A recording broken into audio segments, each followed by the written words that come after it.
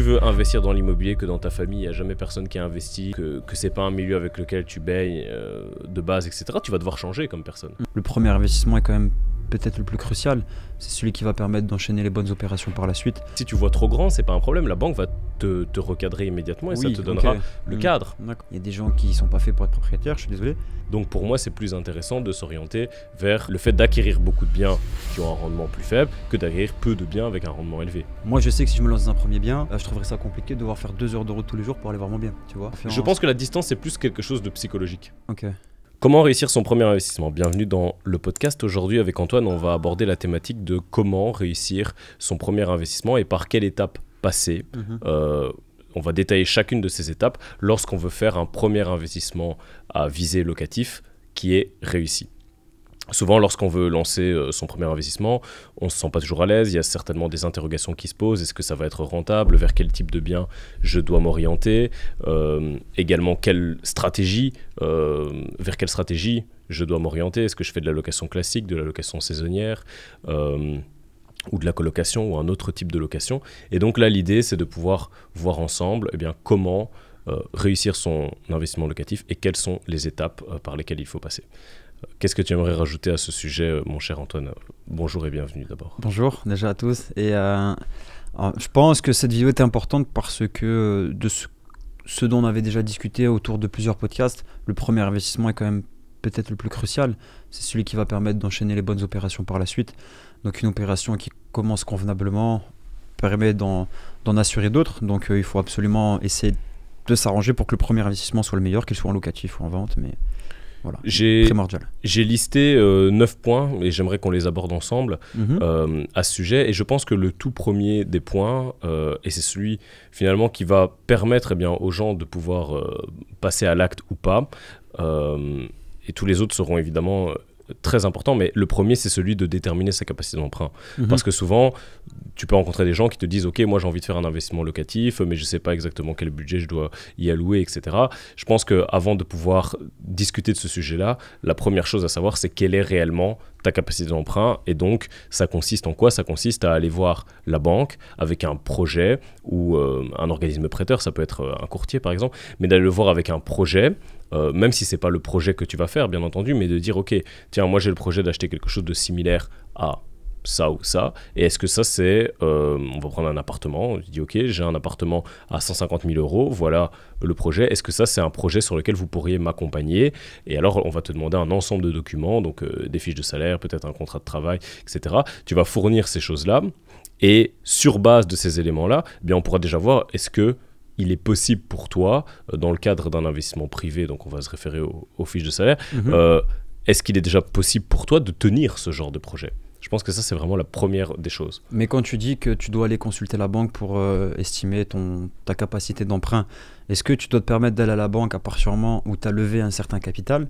Tu vois ce que je veux dire? C'est-à-dire à quel moment je me dis que je vais à la banque? Est-ce que je vais à la banque quand je veux? Je me dis tiens, j'ai envie d'acheter une maison, je vais à la banque. Ou je me dis il faut quand même un minimum de capital sur mon compte avant de pouvoir prétendre faire un investissement? Non, la première chose à faire, c'est d'aller à la banque. Ok, peu importe. C'est d'aller à la banque parce que la banque va te donner des indications. Okay. Alors les indications vont peut-être changer au moment où tu vas changer, où tu vas décider de ton projet, et peut-être que les conditions bancaires auront également changé, mais au moins tu viens avec quelque chose de concret. C'est-à-dire, tu vas voir la banque, tu dis ok, voilà, moi j'ai le projet d'acheter, on va prendre l'exemple d'un appartement, j'ai le projet d'acheter cet appartement qui coûte 150 000 €, mais quelles sont vos conditions de financement et est-ce que vous me financeriez? Et là, en allant voir peut-être 2 ou 3 organismes financiers, tu vas avoir des informations et certains vont te dire ok, par rapport à vos revenus, tout simplement nous on peut pas vous financer. D'autres et on pourrait vous financer plutôt jusque 120 000 €. D'autres qui vont te dire ok, par rapport à vos revenus il y a aucun problème, on va vous financer, on pourrait même vous financer pour plus gros, pour aller jusqu'à 300 400 000 €, c'est pas un problème.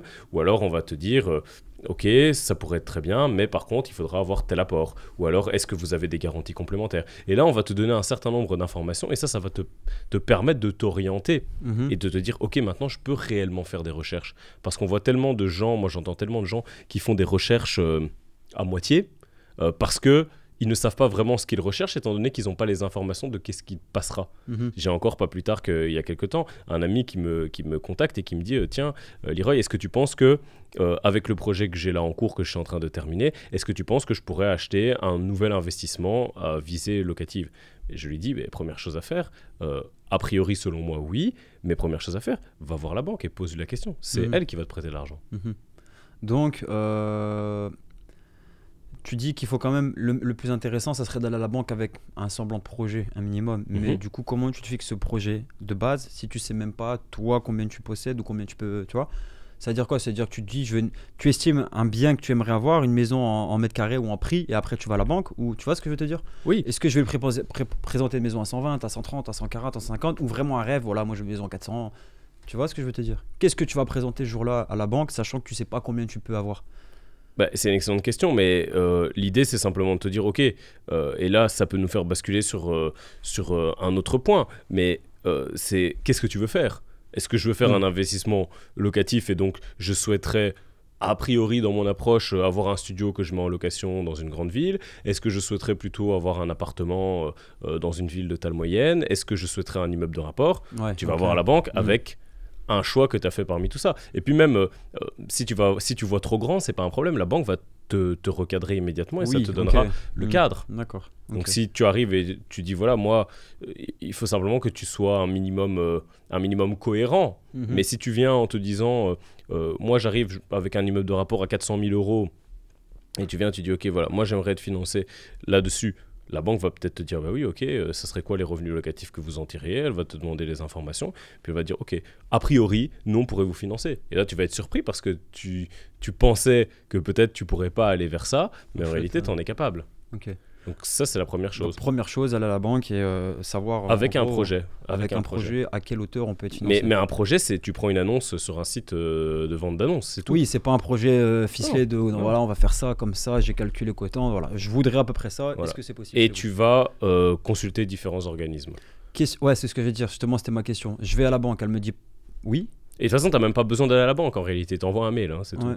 Okay. Tu envoies un mail, tu trouves des courtiers, tu trouves des banques et tu dis voilà, moi j'ai un projet d'investissement, voilà quelle est ma situation actuellement, est-ce que par rapport à ce projet d'investissement vous pourriez me suivre oui ou non? Et tu envoies ce mail à différentes banques pour avoir différents avis. C'est ça, d'accord. C'est tout. Ok, très bien. C'est vraiment la première chose à faire et c'est important de le faire à plusieurs parce que j'ai le cas d'une personne que j'ai accompagnée récemment qui expliquait donc dans le cadre des coachings en investissement immobilier que je fais. D'ailleurs, le lien est publicité sous la vidéo.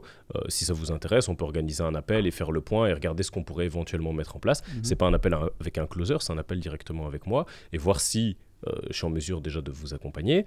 Mais l'idée, c'est quoi? C'est cette personne, elle a contacté donc sur mes conseils différents organismes bancaires, dont sa banque classique, et sa banque a dit non, par rapport aux conditions que vous nous demanderiez de financement, revenez nous voir en janvier.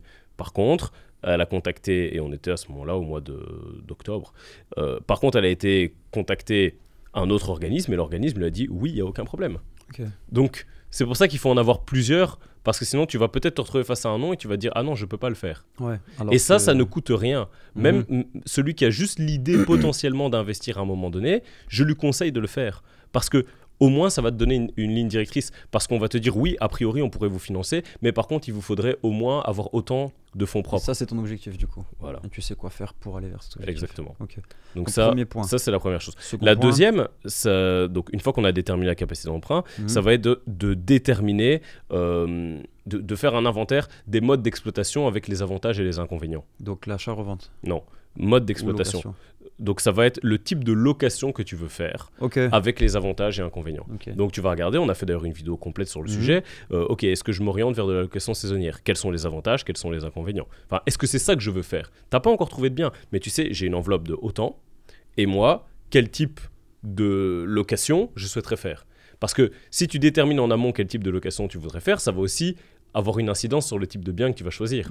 Parce que si tu décides de faire de la location saisonnière, il sera peut-être préférable de t'orienter vers une ville avec des commodités intéressantes à proximité qui vont cadrer avec ses besoins de location, et également de prendre en compte la législation, parce qu'il y a certaines villes qui vont t'empêcher de pouvoir faire ce type de location. Donc déjà c'est ça, c'est les grands types, hein, mais est-ce que je veux faire, si on met de côté le commercial et la location de bureau, parce que souvent les gens font de la location de particulier à particulier, est-ce que je veux faire de la location courte durée? Est-ce que je veux faire de la location nue classique? Est-ce que je veux faire de la location meublée? On va les mettre un peu dans la même catégorie. Ou alors, même si en France ça peut avoir une incidence sur les aspects fiscaux, mais bon, voilà. Ou alors, est-ce que je veux faire de la location, de la colocation? Ce que je veux dire, est-ce que la colocation rentre dans ce cadre-là? Oui, voilà. Okay. Et donc là, tu détermines quel mode de location vers lequel tu veux t'orienter. Et ça, que tu le fasses en société ou que tu le fasses en tant qu'investisseur privé. Hein. Est-ce que en fonction du type de location que tu souhaites avoir, c'est possible que tu sois déjà au courant dès le départ, voilà, je veux faire de la saisonnière. Est-ce qu'en fonction de ça, si on revient au premier point de la banque, les emprunts de la banque peuvent être différents et les vétos peuvent être différents, tu vois? Est-ce que si moi je vais voir la banque avec un projet saisonnier ou un projet de location longue durée, est-ce que la banque va m'accepter de la même façon ou en fonction du projet, elle peut me dire oui, elle peut me dire non, me passer plus, me passer moins? Est-ce que ça a une incidence sur la capacité d'emprunt? Alors je ne vais pas te donner une réponse exacte parce que j'ai jamais fait de location courte durée, donc j'ai jamais présenté de projet de ce type-là. Néanmoins, ce que j'aurais tendance à te dire, c'est que si tu viens avec un projet de location courte durée, ça va être difficile de toute manière de présenter ton projet à la banque en disant voilà quelle est la rentabilité attendue parce que tu connais pas le nombre de jours et je dis bien je suis pas certain, mais que la banque risque de prendre des précautions encore plus importantes que dans de la location classique parce que c'est beaucoup plus incertain. Ah ouais, si tu loues pendant 6 mois et pas pendant 6 mois, comment tu vas payer la banque? Exactement. C'est des questions qui vont se poser. C'est normal. En principe, ce serait le type de questions qui vont se poser. Ouais. Maintenant, voilà, ça c'est donc la première chose, mais vers quel type d'exploitation tu vas. Donc ça s'appelle le mode d'exploitation. C'est ça, avec les avantages et les inconvénients, parce que chacun a des avantages et d'autres et des inconvénients. Par exemple, moi je préfère de la location nue, mais pourquoi? Parce qu'il y a moins de choses à gérer. Parce que moins un travail à proprement parler. Voilà, si tu fais de la location saisonnière, c'est un business. Ça ne m'intéresse pas de faire un business de ce type-là. Si tu fais de la colocation, tu as aussi plus de travail de gestion potentiel. Parce que tu peux avoir des biens en location classique où tu n'as rien à faire. On ne t'appelle pas, tu vois. On te dit on va t'appeler pour une chasse d'eau, etc. Non, si ton bien il est bien fait, en principe on ne t'appelle pas. Alors évidemment, plus tu vas multiplier les biens, plus tu risques d'être appelé. Mais donc, dans cette stratégie-là, ça c'est ma stratégie, je peux en faire part. Mais comme moi... mon objectif, c'est de pouvoir multiplier les biens au travers du véhicule de la société. Mon intérêt est de faire de la location classique parce que plus tu vas multiplier, plus tu vas avoir de problèmes. Et donc, je souhaite avoir le moins de problèmes possible, mais avoir le plus de patrimoine. Donc, pour moi, c'est plus intéressant de s'orienter vers le fait d'acquérir beaucoup de biens qui ont un rendement plus faible que d'acquérir peu de biens avec un rendement élevé. Ça, évidemment, c'est chacun en fonction de... Donc, le mode d'exploitation, il sous-entend un petit peu également que tu dois un peu connaître ton profil d'investisseur aussi. Oui, et c'est ça qui va nous amener finalement au troisième point, qui est celui du choix de la stratégie. Ouais, qu'est-ce que tu veux faire? Qu'est-ce qui est le mieux pour toi? Qu'est-ce que tu es prêt à accepter? Des risques, pas de risques? Exactement. Le choix de ta stratégie et du coup, regarder qu'est-ce que tu veux faire. Et donc là, tu vas pouvoir faire le lien avec les avantages et les inconvénients. Est-ce que toi, tu veux... vivre de tes rentes, parce que c'est possible, hein, tu peux vivre parce que ça dépend toujours de ce qu'on appelle vivre de ses rentes. Tu peux très bien dire, moi j'ai des biens et j'ai 1 500 € par mois et du coup je vis de mes rentes. C'est possible, tu vois. Bien sûr. Mais après, tout dépend de ce que tu as envie de... tout dépend de ce à quoi tu aspires, tu vois. Parce qu'avec 1 500 €, tu n'as pas besoin d'avoir beaucoup de biens pour pouvoir vivre de tes rentes. Mais l'idée c'est, est-ce que tu veux vivre de tes rentes? En général, c'est pas ce qu'on fait avec l'immobilier, mais bon, voilà. Est-ce que tu veux vendre plus tard pour un patrimoine? Est-ce que tu veux te constituer un patrimoine? Est-ce que tu as pour ambition plus tard de le vendre? Est-ce que tu veux le conserver? C'est comme ça qu'il faut travailler. En fait, tu dois travailler de manière réfléchie. C'est comme lorsque tu vas voir un courtier en assurance, que tu veux faire un projet, par exemple, d'assurance vie, etc. On va te poser des questions. Ok, où est-ce que tu te vois? Quel est ton objectif? Pourquoi tu veux mettre ça? C'est la même chose. Et donc, l'idée, c'est de définir, ok, vers quoi je veux aller. Et donc, ça va avoir un impact sur le choix de ta stratégie. Et ça pourrait être très bien, dans un premier temps, je fais des choses qui sont chronophages, mais qui vont me permettre de faire du cash flow. Je vais réinvestir ce cash flow et après, je vais partir sur des biens différents et plus patrimoniaux. Enfin, tout ça est possible. Mais donc, l'idée, c'est d'abord de se poser la question de qu'est-ce que je veux faire et vers quoi je souhaite aller. Donc le fait de te poser la question de ce que tu veux faire, est-ce que le choix vers lequel tu vas aller peut aussi t'orienter vers de l'achat-revente par exemple? Ou on reste vraiment dans la location? Mais en fait, là on parle pas vraiment d'achat-revente, je pense qu'on peut en parler dans un autre épisode, mais tu vois, l'achat-revente ça peut être une stratégie soit qui intervient dans l'arbitrage d'un patrimoine, donc tu as constitué un certain patrimoine et tu décides de vendre certains biens pour pouvoir en racheter d'autres, ou alors l'achat-revente, il faut voir ça comme une activité professionnelle qui est à part de ton investissement locatif et qui va te servir potentiellement à investir dans du locatif, mais de la même manière que si tu ouvrais une boucherie. Tu peux ouvrir une boucherie et l'argent de ta boucherie te permet d'investir. C'est un levier pour l'investissement futur. Mais sinon, ok, d'accord, très bien. Et donc, une fois que tu as déterminé toutes ces choses-là, mais ça va te permettre de choisir quel type de propriété. Oui. Tu vois, parce que, je donne un exemple, si tu veux faire de la colocation, tu vas pas pouvoir prendre un appartement de 40 mètres carrés. Si par contre tu dis ok, moi je vais faire de la location meublée ou de la location classique, tu vas peut-être pouvoir prendre un appartement de 40 mètres carrés. Peut-être que dans ton stratégie, ça sera de la location courte durée et tu vas t'orienter vers une villa que tu vas louer très très cher à la semaine, en bord de mer. Enfin, ton choix de propriété, il va être dicté par les éléments qu'on a vus en amont. Et c'est comme ça que tu vas pouvoir faire tes recherches efficacement. Tu vois, parce que tu as déterminé quelle est ma capacité d'emprunt, vers quel mode d'exploitation je me tournais, quel type de stratégie j'ai. Et donc là, tu vas pouvoir choisir le type de propriété. Et donc, j'ai envie de te dire, à partir, on verra la suite est encore plus importante, mais à partir du moment où tu as déterminé le choix de propriété, tu peux chercher ce dont tu as besoin. Et donc tu vas pas être confronté à un site de petites annonces et ne pas savoir vraiment quoi regarder. Puis tu fais un gain de temps aussi parce que tu sais déjà trier, tu sais tout de suite ce que tu veux, tout de suite ce que tu veux. J'ai une bonne connaissance qui à un moment donné, il y a pas si longtemps que ça, m'a envoyé un bien dans une ville dont je tairai le nom, mais c'est une petite ville où il se passe rien. On appelle ça un bled pourri. Tu vois. Et il m'envoie un bien avec d'un côté un ré commercial dans un bled pourri, sachant que tu sais très bien que dans les villages sont désertifiés désertés par les entreprises et à l'étage un appartement. Il me dit, est-ce que tu penses que c'est un bon bien? Je lui dis, je peux pas te répondre. C'est compliqué de répondre parce que pourquoi tu me montres ça?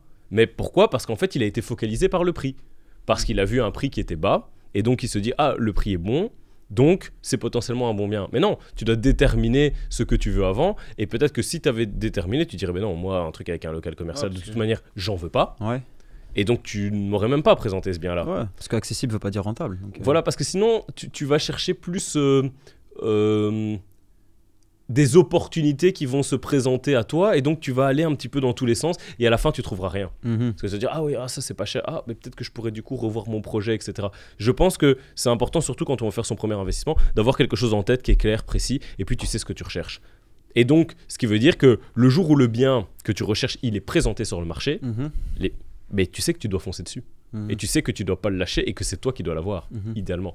Pas quel qu'en soit le prix évidemment, mais tu peux être réactif, tu peux agir vite et l'opération se fait. Tandis que si tu sais pas vraiment ce que tu cherches, tu vas aller un petit peu à reculons. Ok. Donc une fois que tu as choisi le type de propriété, la chose suivante, et là maintenant, tu vois, tu t'imagines, tu te mets face à un site de petites annonces. Donc là déjà, dans l'onglet, tu as choisi le type de propriété, et puis tu vas choisir le secteur.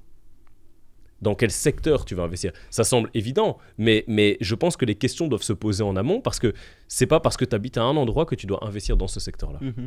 Donc là, la question suivante, c'est vers quel secteur je vais m'orienter? Vers quelle ville? Moyenne ville, village, pourquoi?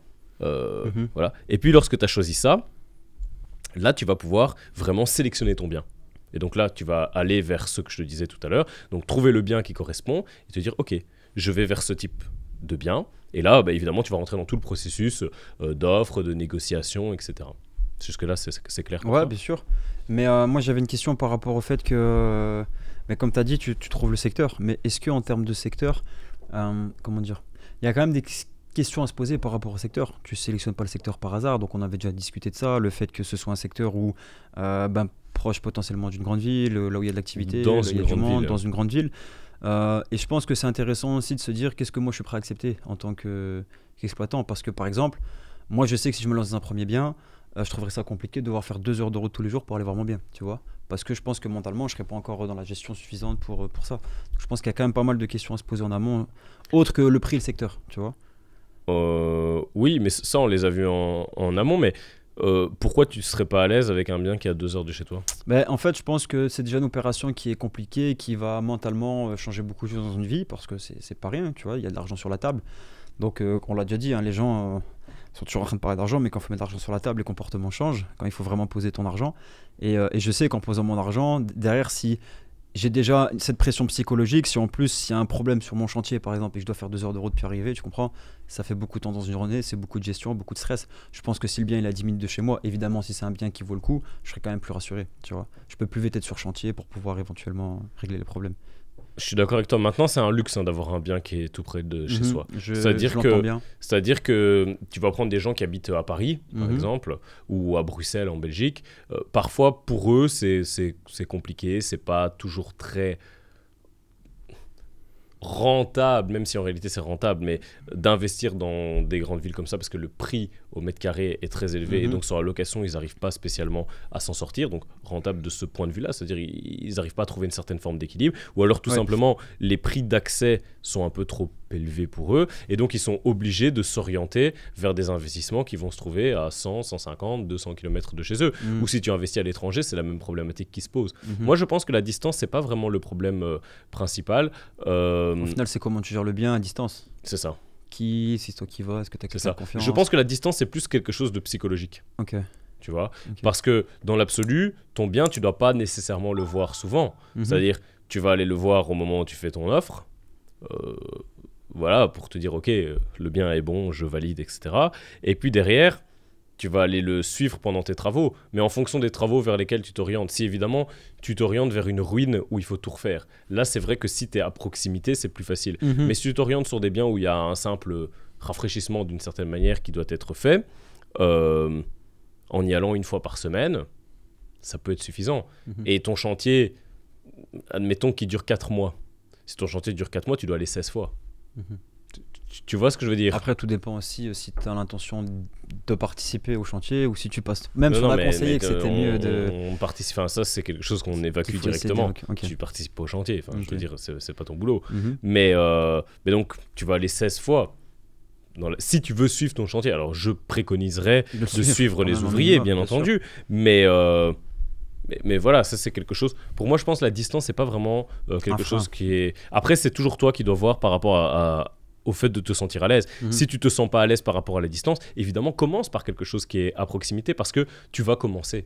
Tu vas faire un premier pas. Et c'est ça qui est le plus important. Et puis peut-être que la distance sera quelque chose que tu vas ajouter par la suite. Donc sur ce point-là, choix du secteur. Voilà, donc choix du secteur, sélection du bien. Qui reste primordial malgré tout. Bien sûr.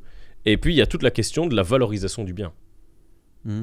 Comment tu vas mettre ton bien en valeur? Étant donné que tu as déterminé en amont le mode d'exploitation que tu veux faire, mais comment tu vas mettre en avant ton bien pour que ce soit un des biens les plus attractifs par rapport au mode d'exploitation que tu proposes. Et là, effectivement, ça va passer par la phase travaux.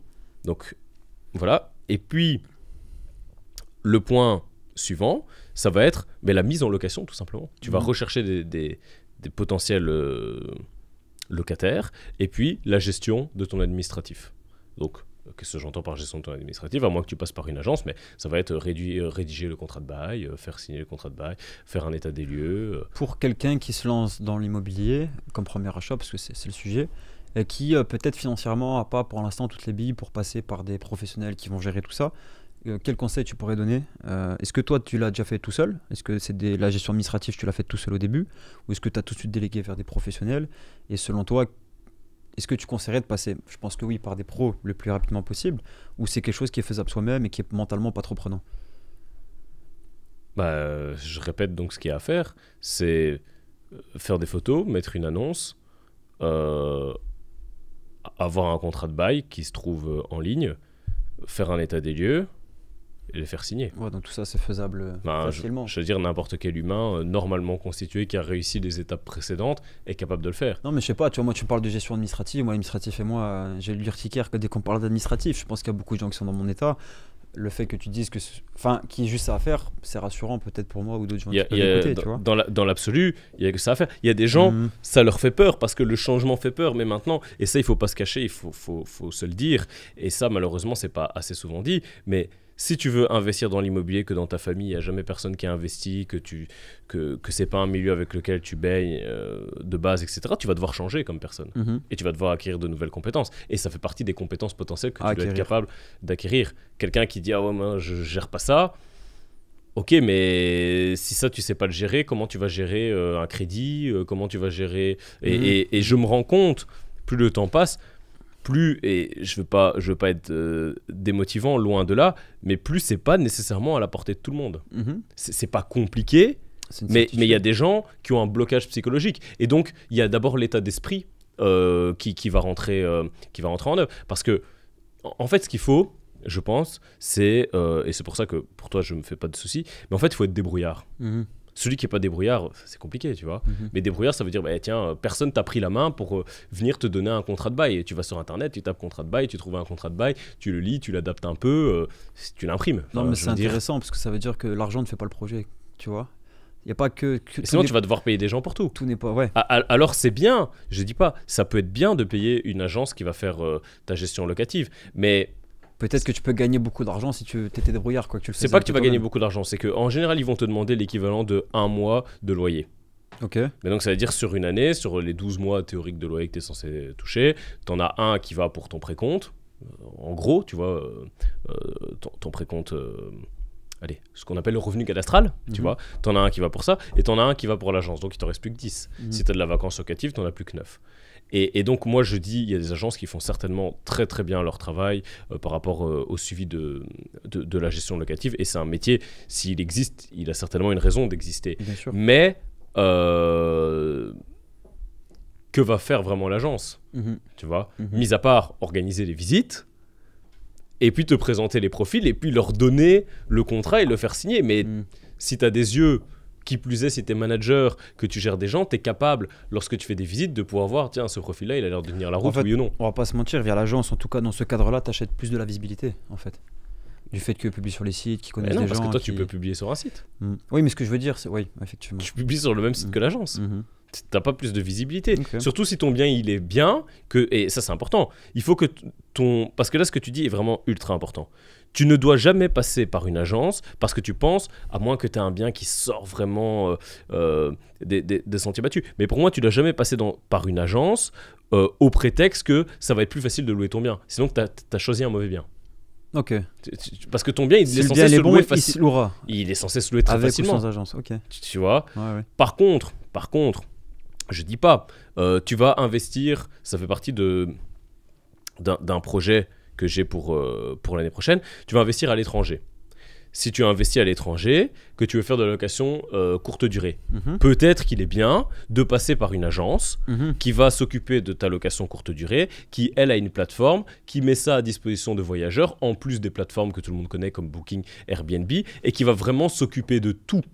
Tu vois, et que s'il y a un problème, il faut un plombier, c'est le problème qu'on met toujours, mais s'il faut un plombier pour résoudre le truc, eux ils ont des contacts plombiers, ils vont t'envoyer le contact, ils vont t'envoyer le devis, ils vont dire ok, c'est accepté, pas accepté, hop, c'est géré et c'est fait. Par contre, quand tu es dans ton secteur, l'agence pour moi elle va pas du point de vue de la gestion locative t'apporter énormément de choses, parce qu'au final quand il y a un problème ils vont juste te transférer le mail. Enfin moi je connais des gens qui ont travaillé comme ça, l'agence elle te transfère le mail du locataire pour te dire voilà le problème. Mais je peux le faire, tu vois, direct, pas d'intermédiaire. Ouais, je comprends. Et le problème c'est que chaque année tu vas payer un mois l'équivalent d'un mois de loyer. Ouais, pour qu'on t'envoie leur mail en copie. Et tu vas payer aussi un mois de loyer lorsqu'ils vont te trouver le locataire. Donc tu vois, tu vas quand même vraiment aller perdre beaucoup dans ton investissement. Donc voilà. Et du coup, point suivant, trouver le locataire. Mais je pense que ça peut être bien, tu vois. Admettons quelqu'un qui va hériter d'un bien. Le bien est déjà payé, il ne sait pas gérer ça, il veut pas ça s'en lui tombe occuper, dessus. Voilà, ça lui va tombe avoir des dessus. gens qui gèrent ça mieux que toi. Voilà. Parce que de base, t'as pas prévu de gérer ça Et par ça, volonté. et là, à ce moment-là, je dis c'est très bien, Ouais. parce qu'il y a des propriétaires qui gèrent très mal les choses, et en fait, ils ont eu des biens un peu par hasard, et puis voilà. Mais par contre, celui qui est investisseur, qui a mis en place un certain nombre de choses, surtout au début de son parcours, je vois pas l'intérêt d'aller passer par une agence pour la mise en location. Ok. Tu vois. Donc ce point, c'était la mise en location, comment on fait, d'un point de vue administratif. Voilà. Et ensuite, c'est potentiellement... Mais par contre, tu peux passer par des professionnels, par exemple, pour l'état des lieux. Ça, Ouais. je te dirais de passer par un professionnel Oui, si tu veux éviter justement. les discussions. C'est une question dont je voulais te Mais tu n'as pas parler. besoin de passer par une agence, tu passes par soit une entreprise qui fait des états des lieux, soit tu passes par un huissier. Quelle est la différence? Parce que bon, j'ai déménagé beaucoup dans ma vie. Des fois, on a fait des états des lieux, des fois, on ne les a pas fait. Des fois, c'est fait à la bonne franquette. Le problème, c'est quand il y a des soucis, si c'est pas bien fait, c'est la merde des deux côtés. Quelle est la différence? Parce qu'il y a des gens qui font bien les états des lieux parce que c'est des bons propriétaires. Il y a des gens qui ne sont pas faits pour être propriétaires, je suis désolé. Quelle est la différence à passer par vraiment une entreprise qui s'occupe de ça?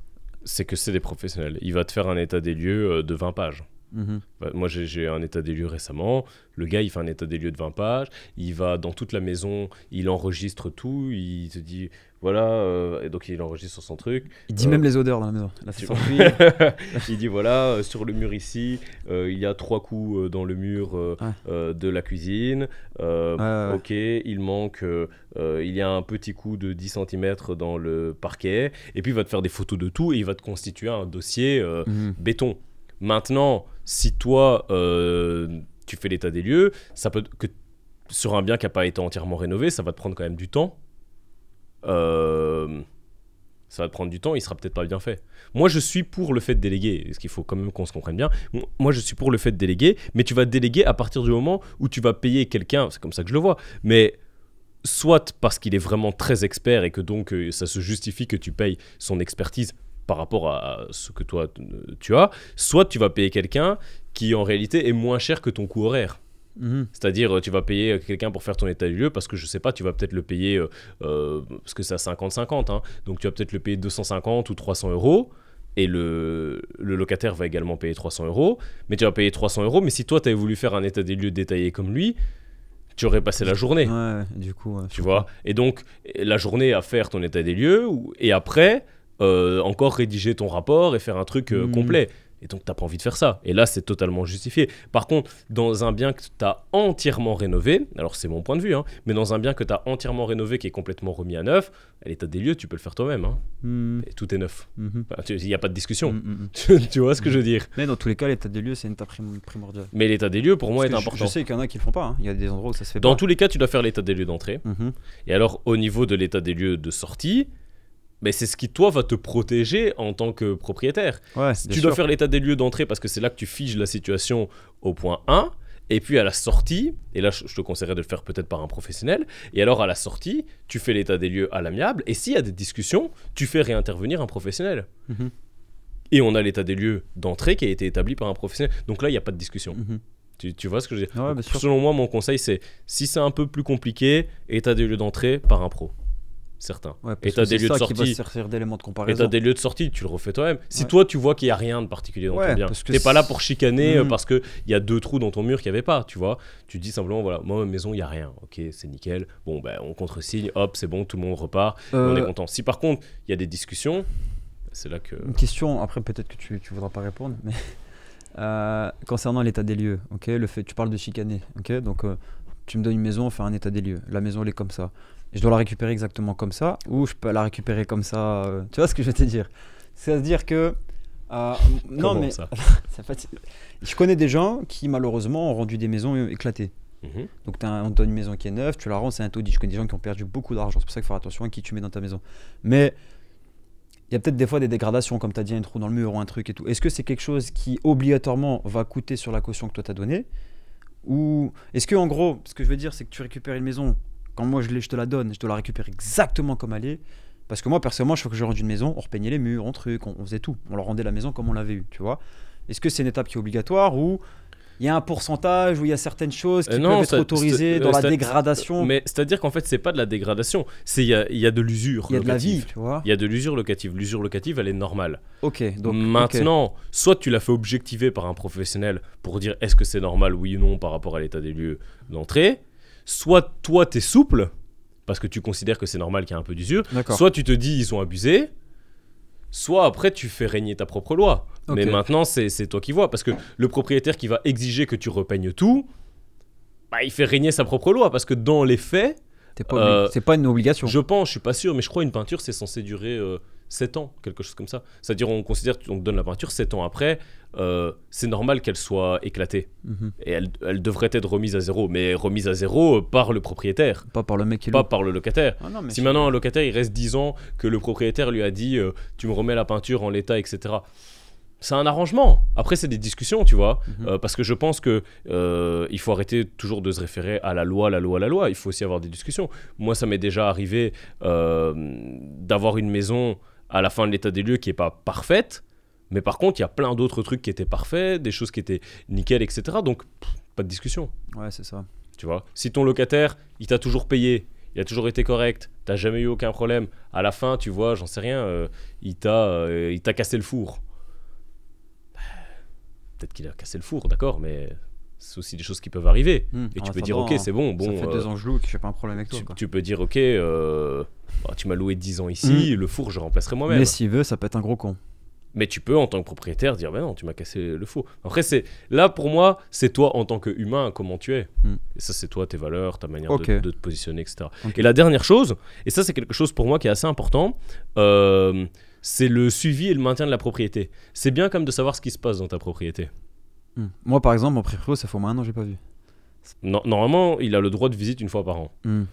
Moi, je m'inquiète Non. pour lui, parce que moi, je sais que la maison, il n'y a pas de problème. Mais moi, je serais lui, je serais venu au moins une fois. Et dire, c'est bon, ça va, Maintenant, la tu maison peux pas venir tout le temps. Ouais, mais non. Tu vois, Non, c'est pas un pote, quoi. Et puis, c'est jamais non plus très agréable pour un locataire que son propriétaire vienne. Non, j'avoue, c'est pas. Mais Même si t'as rien à cacher, c'est pas. c'est bien comme d'avoir un suivi et un maintien de la propriété. C'est-à-dire que moi, je considère qu'il est bien d'allouer 2% du prix de la propriété chaque année dans le maintien, dans la Ok. maintenance. Parce qu'en fait, ce qu'on voit souvent, et là, je pense long terme, ce qu'on voit souvent, c'est des biens, donc tu vas investir un bien, et puis tu te retrouves avec un bien qui a 20 ans.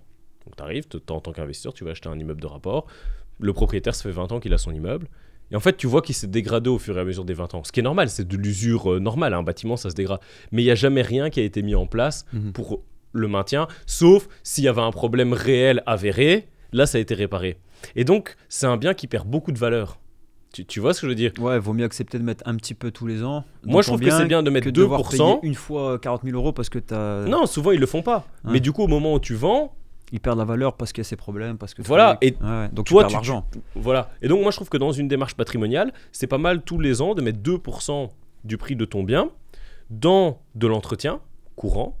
Tu n'es pas obligé de le mettre tous les ans. Tu peux mettre tous les 2-3 ans. Tu gères un peu comme tu veux, mais tu dis, OK, cette année, je vais remettre 2 000 euros, 3 000 euros, 1 000 euros dans mon bien pour dire de remettre des nouvelles choses, entretenir, rajouter, régler des problèmes, améliorer des choses, etc. Ouais, Je trouve que ça, c'est pas mal du tout. Parce que peut-être les 10 000 euros que tu vas pouvoir leur mettre à cette période-là, à la fin, ils vont te coûter 40 000 euros par la dégradation que C'est ça ça. a entraîné. C'est ça. Et tes locataires, ils vont être contents Ouais, bien sûr. parce que ça veut dire que tu as un propriétaire quand même qui prend soin des choses. Ouais, ouais. Et ça pourra se justifier sans problème le fait que tu fasses de l'indexation.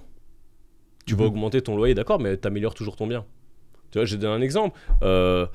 Tu peux dire, ok, après, sans que la peinture soit pour autant déglinguée, mais tiens, après 3 ans, je vais aller repeindre les châssis. Ça fait 3 ans que j'ai mis mon truc, bah, ok, cette année, je viens repeindre les châssis. L'année suivante, je fais rien, et puis 2 ans après, je vais repeindre la façade.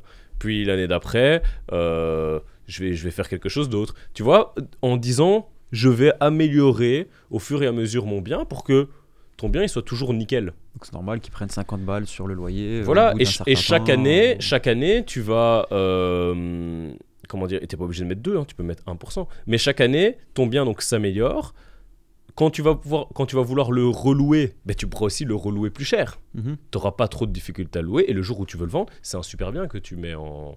Tu vois, on voit souvent sur les toitures, tu vois, sur les toitures un peu usées, là, il y a de la mousse, Mhm. tu vois. Mais ça, c'est un truc que tu peux faire. Tu dis, ok, Mhm. tiens, ça fait 10 ans, Ah, 15 ou ans que j'ai nettoyer mon les bien. panneaux Mais cette année, photovoltaïques, je vais faire ça. Sauf que beaucoup, en fait, ne font rien. J'ai mon bien, il est mis en location, c'est bon. Et après, quand les locataires un sont jour il partis... s'effondre aussi. Et puis même, tu vas te retrouver après avec des locataires de mauvaise qualité Mhm. Parce que tous les bons, on ne voudra pas aller dans un bien dégradé. Voilà. Et donc, même le jour où tu veux le revendre, celui qui doit l'acheter, il va se retrouver avec des locataires de mauvaise qualité. Ça va peut-être le tenter de faire diminuer le prix. Hein, tu vois, je trouve que c'est une gestion de bon père de famille, en fait, de faire cette maintenance. Des deux côtés, tout comme moi, je dois signaler au propriétaire quand il y a des problèmes dans la maison pour qu'il puisse trouver une solution. C'est ça. Si je dis rien, je peux pas m'étonner qu'il fasse rien. Exactement. Okay. Donc, pour moi, ça, c'est vraiment toutes les étapes qu'on a passées en revue. Pour le premier achat. Qui sont importants. Je saurais rappeler vite fait, juste énumérer premier point, deuxième point, troisième point, quatrième point, cinquième, sixième, septième. Ok. On vous mettra un sommaire alors, parce que bon. Ça va. Merci Leroy. Merci à toi Antoine, et on se voit dans un prochain épisode où on parlera d'un sujet brûlant, d'actualité, en lien avec l'immobilier, mais ça on le réserve pour un prochain épisode. Merci. Ciao.